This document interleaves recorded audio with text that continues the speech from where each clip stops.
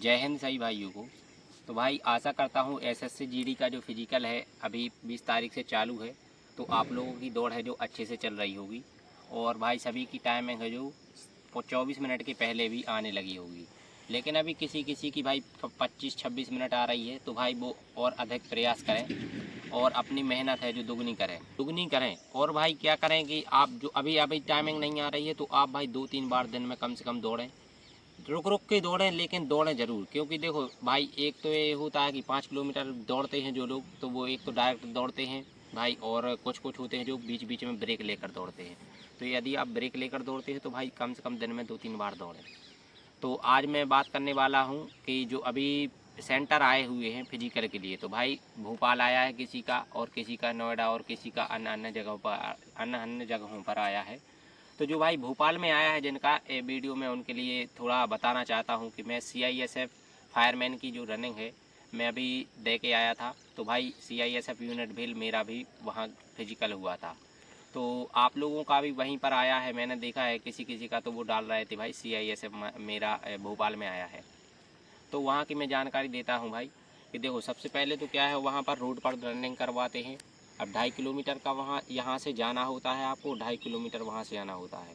अब 2.5 किलोमीटर आप जाते हैं तो वहाँ आपको भाई एक टोकन दिया जाता है। वो आपको टोकन लेके आना पड़ता है। वो आपकी ये बताता है कि आप भाई वहाँ तक दौड़े हैं 2.5 किलोमीटर, जहाँ पर वो सर लोग खड़े रहते हैं। वहाँ से जो टोकन मिलता है वो आपका सबूत होता है कि आप वहाँ से लेकर यहाँ तक आए हैं। यदि आपके पास टोकन नहीं है, यदि आप बिना टोकन के यहाँ आए, तो भाई आपकी रनिंग बिल्कुल नहीं मानी जाएगी। आपको वहाँ से निष्कासित कर दिया जाएगा कि आपने दौड़ा ही नहीं है वहाँ तक। इसलिए टोकन भाई ध्यान से रखें। और दूसरा पॉइंट ये है भाई कि कुछ लोग बोलते हैं कि जैसे कहीं बीच में से लौट कर आ जाते हैं, तो भाई ऐसा नहीं है। आप किसी से भी कि टोकन मांग सकते हो, ऐसा वहाँ पर कुछ नहीं चलता है कि जैसे किसी की रनिंग नहीं आ रही तो आप उससे दूसरे से टोकन ले सकते हैं कि भाई मेरी तो आ रही है। यदि आपका गुम गया है तो आप दूसरे से ले सकते हैं।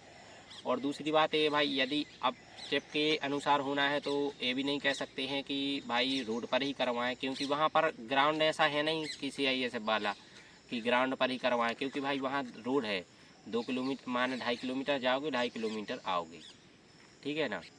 पहले क्या होता था भाई कि आपको टोकन दे दिया जाता था और आप यहाँ पर आ जाते थे। लेकिन किसी किसी को भाई टाइम जैसे 1-2 सेकंड से रह गया तो उसको भी ले लेते थे। इसलिए यहाँ पर आज जो उन्होंने है चिप का उपयोग किया है कि भाई चिप का उपयोग करेंगे। चिप आपके अनुसार जो बिल्कुल फिट टाइम होगा, फिक्स 5 किलोमीटर आपको इतने मिनट में दौड़ना है, मतलब दौड़ना है, एक भी सेकंड ऊपर नीचे नहीं होगा।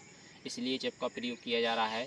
तो उसमें कोई किसी के साथ लापरवाही नहीं होगी और ना ही कोई मतलब गैर जिम्मेदारी वाला काम होगा। तो आप लोग बस अपने ध्यान से दौड़ाएं। और चिप पर भाई जो वो नेट बिछी रहती है वो उस पर पैर ज़रूर रखें भाई, कि आप जो पैर है अपना ज़ोर से ही पटके उस पर, आपका पैर बस उस पर टच होना चाहिए। आपका पैर टच हो गया, 1 या 2 से मतलब नहीं है, आपका कोई सा भी पैर है। वो दोनों चिप में पहली तो बात है कि दोनों पाँव में चिप लगाई जाती है, तो दोनों में से कोई सा भी पैर आपका उस पर टच हो गया तो आपका है जो टाइम काउंट हो जाता है।